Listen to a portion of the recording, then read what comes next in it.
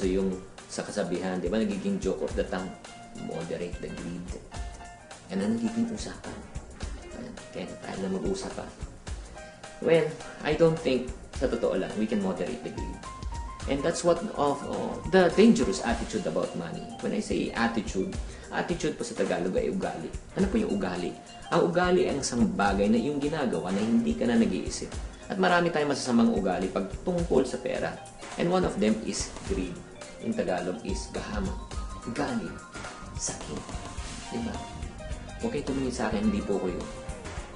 Kailangan po natin protektahan po natin ang ating puso because all of us, we're not spared of that. I can still remember nung ako ay bata pa, may alkansya akong maliit, tapos nilalagyan ko siya ng piso.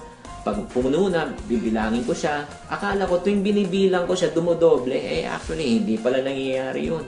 Hindi talaga tayo makontento at sinabi ko sa sarili ko, pag ako meron lang 100,000 pesos sa bangko, masaya na ako.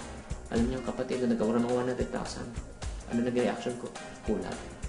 Sinabi ko sa sarili ko, pag meron na akong 1 million pesos, okay na ako. Kasi ang tawag sa akin, milyonaryo. Kapatid, nung kinita ko yung 1 million, kulang pa rin. Sa totoo lang, we will never have enough of money. Do you agree? Dati, maliit ang ating kita, diba? Napagkakasya.